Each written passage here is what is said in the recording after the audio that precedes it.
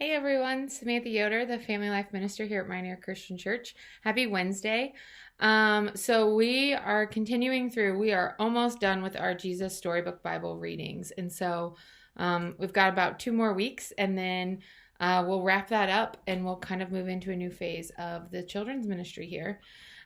So we today are going to read about the crucifixion and the resurrection of Jesus. So you're a king, are you? The Roman soldiers jeered. Then you'll need a crown and a robe. They gave Jesus a crown made out of thorns and put a purple robe on him and pretended to bow down to him. Your Majesty, they said. Then they whipped him and spat on him. They didn't understand that this was the Prince of Life, the King of heaven and earth, who had come to rescue them. The soldiers made him a sign, our king, and nailed it to a wooden cross. They walked up a hill outside the city. Jesus carried the cross on his back. Jesus had never done anything wrong, but they were going to kill him the way criminals were killed. Also, you're probably going to hear Rizzo in the background. He's currently chewing on his bone, so just a heads up.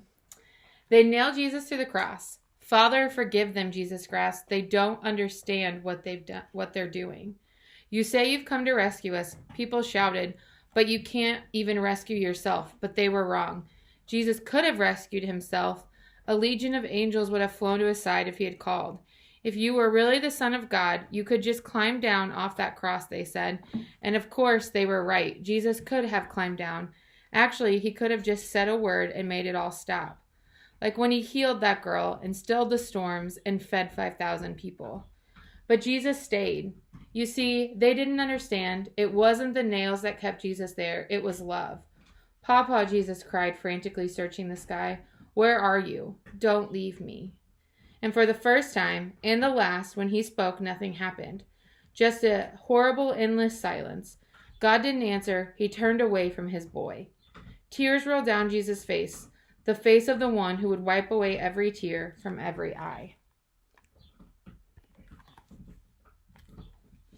Even though it was midday, a dreadful darkness covered the face of the world. The sun could not shine, the earth trembled and quaked, the great mountains shook, rocks split into two, until it seemed that the whole world would break, that creation itself would tear apart. The full force of the storm of God's fierce anger at sin was coming down on his own Son, instead of his people. It was the only way God could destroy sin and not destroy his children, whose hearts were filled with sin. Then Jesus shouted out in a loud voice, "It is finished." And it was. He had done it. Jesus had rescued the whole world. Father, Jesus cried, I give you my life, and with a great sigh he let himself die. Strange clouds and shadows filled the sky, purple, orange, black, like a bruise.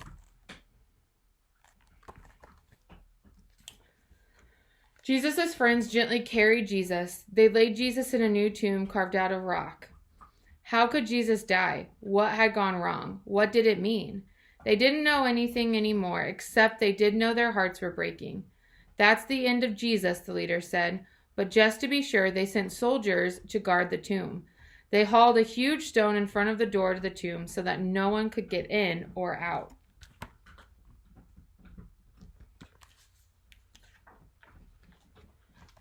Jesus' friends were sad. They would never see their best friend again. How could this happen? Wasn't Jesus the rescuer, the king God had promised? It wasn't supposed to end like this. Yes, but whoever said anything about the end? Just before sunrise on the third day, God sent an earthquake and an angel from heaven. When the guards saw the angel, they fell down with fright. The angel rolled the huge stone away, sat on top of it, and waited.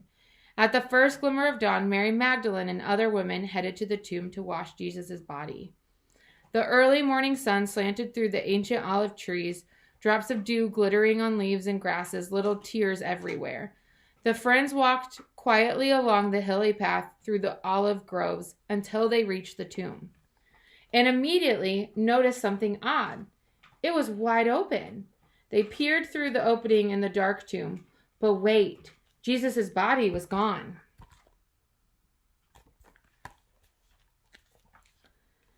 And something else, a shining man was there with clothes made from lightning. Don't be scared, the angel said. But they couldn't help it. They screamed anyway. The angel asked them, What are you doing here? This is a tomb, and tombs are for dead people." The woman couldn't speak. "Jesus isn't dead anymore," he said. "He's alive again."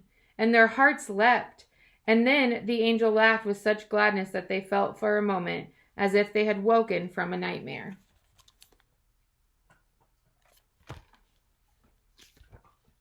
The other women rushed home, but Mary stayed behind.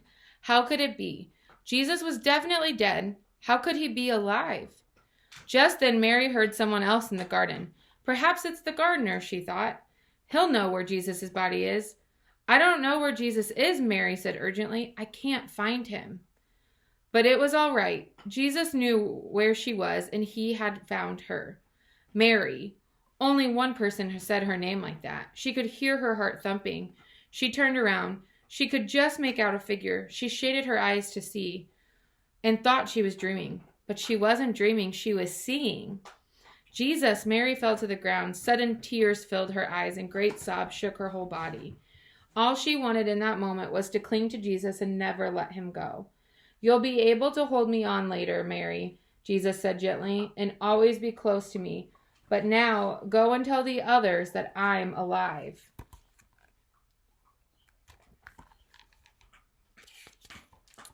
Mary ran and ran all the way to the city. She had never ran so fast or so far in her life. She felt she could have run forever. She didn't even feel like her feet were touching the ground. The sun seemed to be dancing and gleaming and bounding across the sky, racing with her and shining brighter than she could ever remember in clean, fresh air. And it seemed to her that morning, as she ran, almost as if the world had been made anew, almost as if the whole world was singing for joy. The trees, tiny sounds in the grass, the birds, her heart.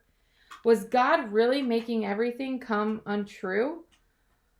Was he making even death come untrue? She couldn't wait to tell Jesus' friends. "They won't believe it," she laughed, and she was right, of course.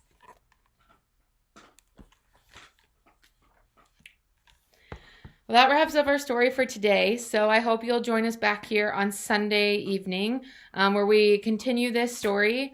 And we'll start to kind of see Jesus will go up to heaven in our next story, and then we'll kind of hear more about life after that. So I hope you guys stay tuned.